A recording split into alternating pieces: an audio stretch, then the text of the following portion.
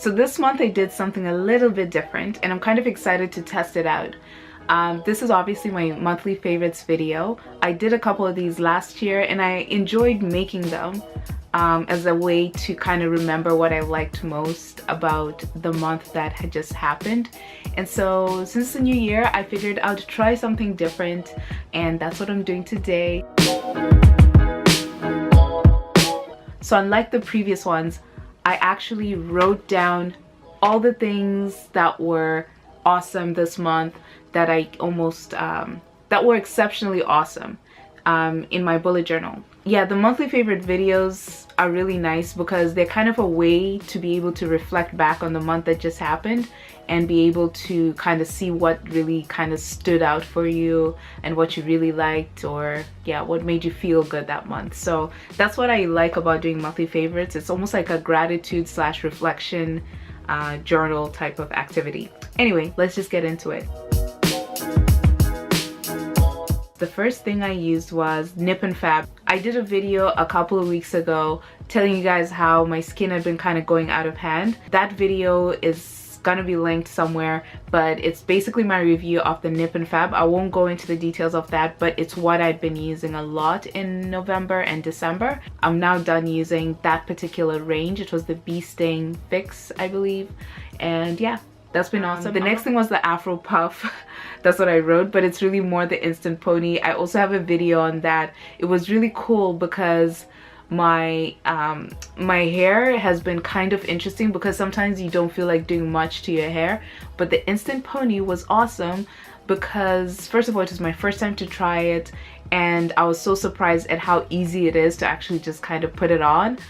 That's why it's called an instant pony. I know that, but well, I know that now, but in the past I kind of just avoided those type of things because I thought, oh my god, it's so complicated. But no, it wasn't.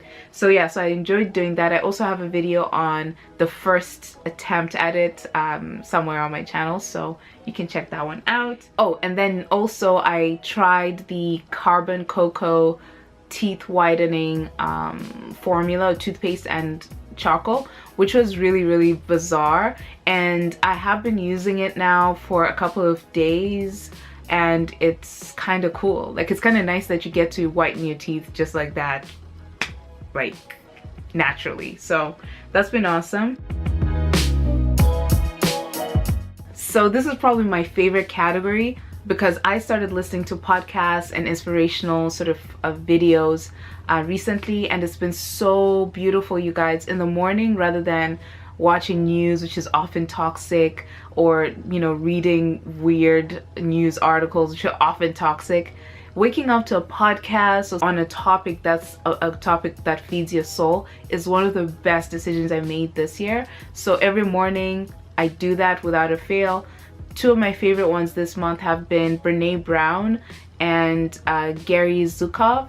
And Gary Zukov's one was about, what was that one about? It was about authentic power, an amazing one. I actually blogged about that one. And then the second one was Brene Brown. I haven't blogged about that, but I probably will by the time I upload this video.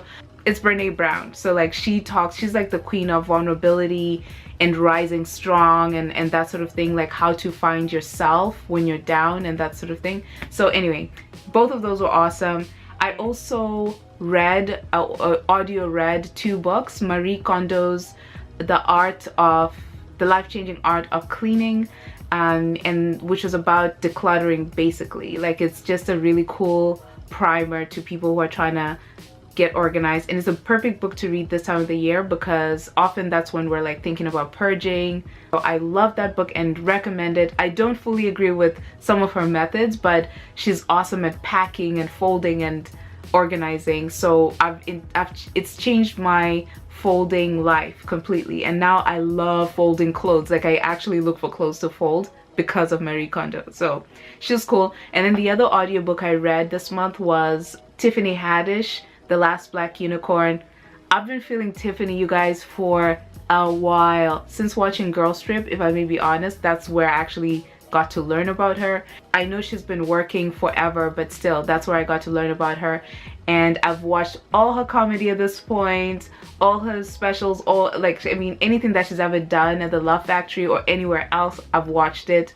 And her book is really just a summary of everything that she talks about, you know, dating, life, her family, how she grew up, which is such an inspirational story in itself. She's such an inspiring person because, you know, she's gone through so much. And I mean, it does sound so cliche because everybody has a story, right? But I think her story is just kind of magical, and hence the last black unicorn. Just thinking about all she's had to go through and how at some stages it's almost like she had kind of made it a little bit, but still she was going through so many difficult things. So anyway, she's a good read as well. Oh yes, the other thing that I listened to was the Boyz II Men album that came out in 2001. You guys, that album was, first of all, the first CD that I ever purchased with my own money. And it has so many memories. But yeah, I've been listening to that on repeats the entire month. I mean, what am I supposed to say to that, really? So I wrote that one of the things that I really enjoyed was people reading my blog post about my mom. I found that people really responded well to that, and she loved it, and it made me feel so good about myself, even though it was about her. But I really, you know, sometimes you take your family for granted, your mom, your dad, your brothers, sisters, and whatnot, and even sometimes your friends. And I think it's so important to just, you know, shine a light on them whenever you can, because often it's like you don't realize how special the people around you are until other people remind you of that sometimes. So when I wrote that article about my mom and what, you know, it was really just more about how I kind of consider her a hero in a way. You should read that blog post. I'll link it below.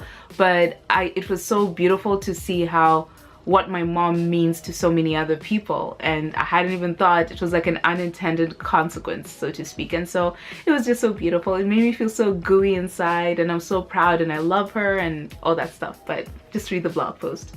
The other thing was that I feel so good in general about blogging. I've been daily blogging now, you guys, for an entire month. It's just so crazy that I've actually stuck with it because I actually enjoy it, and anyway, it's just so beautiful. So if you want to check out my blog, just go check it out because I feel like I write about everything.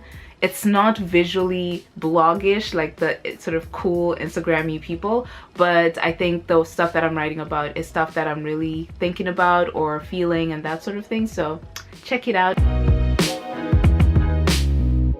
So I basically organized my entire closet, and I'll show you guys that at some point if you guys care. But it's been really cool to be able to kind of just look at my closet and just feel like I'm in an IKEA commercial or something. It feels so good. But still, I still have a couple of things that I know I need to get rid of.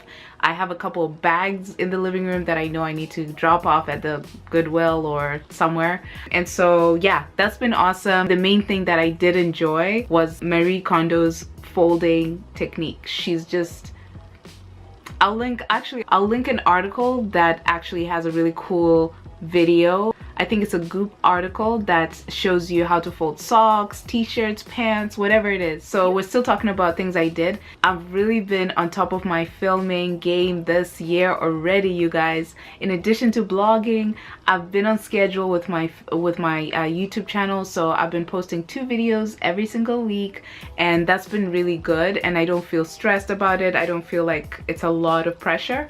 So I hope to actually continue on that streak because it's working for me. And I'd love to also get some video suggestions, by the way, because I sometimes don't know what to film. So yeah, so just if there's something in particular that you want me to film, please let me know.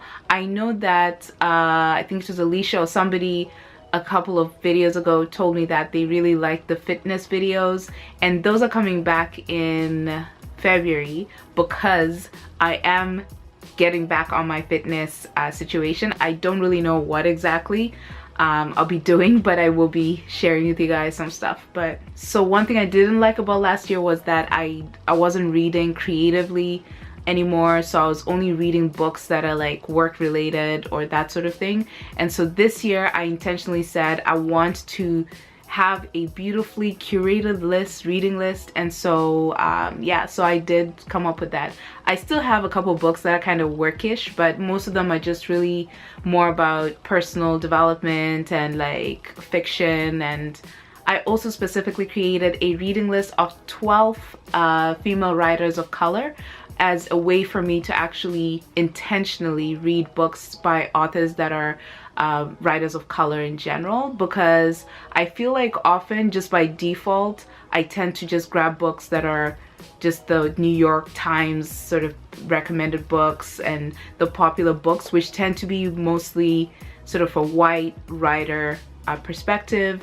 White female writers do have a platform now. Like, I mean, maybe 20 years ago they didn't, but I think there's a lot more push of like white female writers or just white male writers. So I intentionally want to read a little bit more like diverse content. And the great thing about it is that it's not like you're compromising on quality by doing so. You're just almost broadening a market that is pretty untapped. So on my reading list of the women writers, I have, you know, books from South Asia, African writers. I have books by South American and Latinos, and anyway, it's a mix of writers, and I intentionally wanted it to be that curated.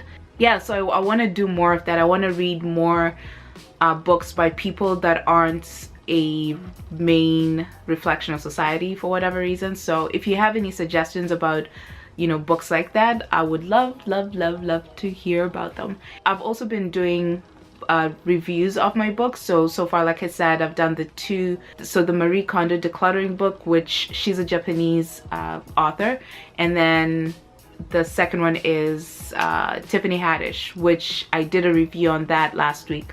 She's obviously an African-American writer. So yeah, so it's been cool. I'm so happy about that, and I want to continue on this streak, and I will keep you guys posted. If you guys want to do like book club stuff, I'm totally up for that as well if you're a reader yourself, but just send me a message and we will read a book together or something. Oh yeah, so the other thing on my list is my challenges. So in my bullet journal, if you guys follow my bullet journals on Instagram, I tend to have a section that's about habit tracking. And why I do this is I kind of need daily reminders of, hey, take your vitamins, hey, go to sleep at this time, blah blah blah. And so I have these little charts that I do. I find them fun, and basically that's been really working for me this month. So I'm gonna keep doing it in February, because I'm still not at a point where I'm naturally just taking my vitamins and that sort of thing. So, but it's been good. I've been on top of my sleep game. I've been good with my vitamins and all the things that I wanted to track this month. So yeah, that feels good. The last thing on my list is I met up with 3 friends that I haven't seen in a while. So that felt so good. This year for me is really about really building community, building relationships, authentic ones. And so it feels nice. One of my friends is someone who he's planning this sort of like travel sort of thing, like a trip this year, and he asked me to help him with that. And so that's really a fun project to be working on with him. My other friend, who I hadn't seen in a while, she is honestly like one of the people I really want to keep in my life, meaning she adds so much richness to me. Just even spending time with her, I feel happy because she's fun and everything, but then I also feel like she thinks about the world more than just like superficial things, which makes me feel more connected to her. Because yeah, you just sometimes crave people who see more in the world than just their own situation or their own life. And so she's one of those people. And so right now she's really focused on the environment and really like, you know, trying to find ways of repurposing and recycling and reusing stuff and stuff like that. So that's been nice. It's just been nice just reconnecting with her in that way. And then my other friend, who has been a longtime friend as well, I had a party this month, and I went for the party and I really had an amazing time. And I met so many cool people who are like entrepreneurial, and they're doing really cool things and everything, like these Silicon Valley type people. But it was just nice being around him. He hosts the best parties in the world.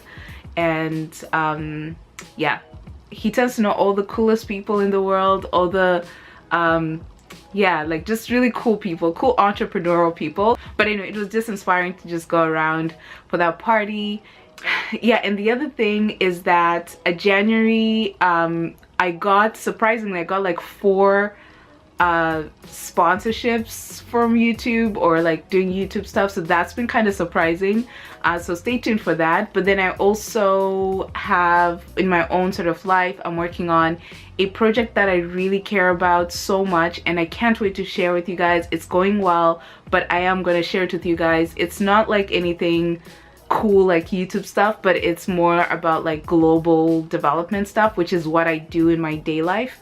So I'd love to share with you about that at some point. Yeah, so life has been going good in terms of that. I need to stay consistent with the amount of energy that I feel, and that's going to be one of my biggest challenges 6 months from now when I'm like burnt out or something. So yeah, I need to, keep myself balanced in order to stay consistently energized. And so yeah, so that's what I'm gonna try and do. I hope you guys had a good month. I know some of you guys have been working on your fitness stuff.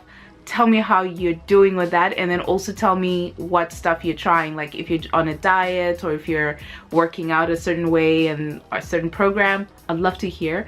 I'm probably starting Insanity again. I have a couple of days to decide. So next Monday is when I'm technically supposed to start. And yeah, I hope that I have specific weight loss and fitness goals and dietary goals as well, which I'll share along the way as I go. I probably will do vlog style videos for that because I don't know, it just seems to make more sense, but we'll see. Let me know how your January was, and until then, I hope that you have an amazing February.